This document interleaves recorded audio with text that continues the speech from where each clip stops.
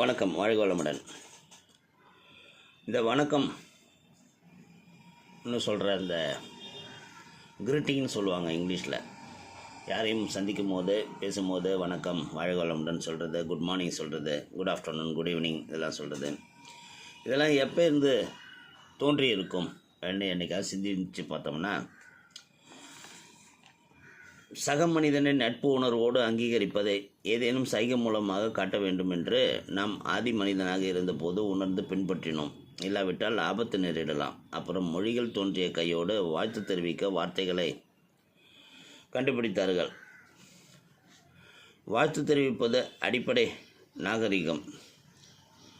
அதற்கு ஏராளமான சக்தி உண்டு என்பதை விளக்கும் ஒரு நிகழ்வை பார்க்கலாம்.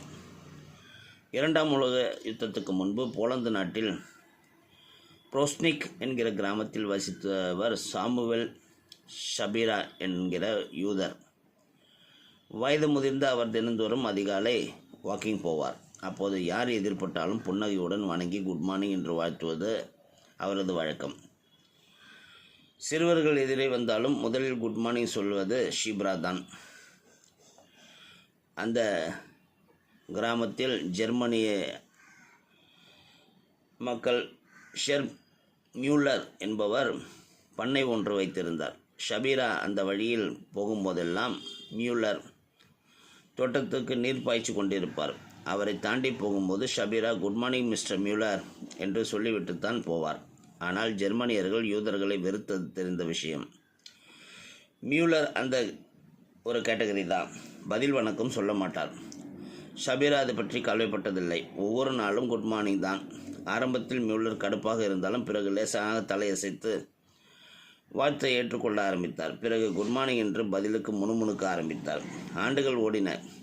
ஜெர்மனி நாஜிகளின் பிடியில் மாட்டிக்கொண்டது. ஹிட்லர் தலைமையில் யூதர்கள் வேட்டையாடப்பட்டார்கள். பல லட்சக்கணக்கான அப்பாவி யூதர்கள் திறந்த வெளியில் சிறையில் அடைக்கப்பட்டு விஷவாயு செலுத்தி கொல்லப்பட்டார்கள். ஷபீரா வாழ்ந்த கிராமத்திலும் நாஜி படை புகுந்தது. அத்தனை யூதர்களையும் அள்ளி கொண்டு போய்விட்டது. 40 லட்சம் யூதர்கள் ஈவிரக்களம் கொஞ்சம் கூட ஈவு இரக்கம் இல்லாமல் தீர்த்து கட்டப்பட்ட ஒரு திறந்தவெளி சிறைக்கு மற்ற யூதர்களோடு ஷபீராவும் கொண்டு செல்லப்பட்டார். இராணுவ அதிகாரிகள் சூழல் கமாண்டர் பார்வையிட யூதர்கள் வரிசையாக நிறுத்தி வைக்கப்பட்டனர். கமாண்டர் விருப்பத்துக்கு ஏற்ப சிலரை அப்புறப்படுத்துவார்கள். மற்றவர்கள் எரிவாயு, விஷவாயு போன்றவற்றால் கொல்லப்படுவார்கள். கமாண்டரின் விரல் அசைந்தால் கைதிக்கு மரண தண்டனை இருந்து தப்பிப்பார். வேலை செய்ய பயன்படுத்தப்படுவார்கள் என்பதால் சில இளைஞர்கள் இப்படி தப்பித்தார்கள். முதியவர் ஷபீரா எதிரில் கமாண்டர் வந்து நின்றார். ஷபீரா நிமிர்ந்தால் எதிரே கமாண்டராக நின்றவர் ஹெர்முல்லர். அந்த ஹெர்மியூலர்ங்கிறவர் தான் கமாண்டராக நிற்கிறாரு.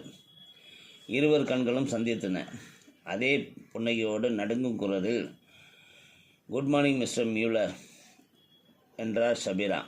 வெகு நேரம் அவரை கூர்ந்து பார்த்த ஹெர் மியூலர் வாயிலிருந்து மெலிதான குட் மார்னிங் என்ற வார்த்தை வெளிப்பட்டது. அவர் விரலசைத்து மரணத்தை நோக்கி நின்ற அந்த வரிசையிலிருந்து ஷபீரா அப்புறப்படுத்தப்பட்டார். ஆகவே எதற்கும் யாரை சந்தித்தாலும் மனதார வணக்கம் சொல்லிவிடுங்கள். வாழ்வில் உயிர் போகும் தருணத்தில் கூட நாம் எதிர்பார்க்காமல் செய்யும் சில வாழ்த்து ஒலிகள் நம்மளை வாழ வைக்கும்.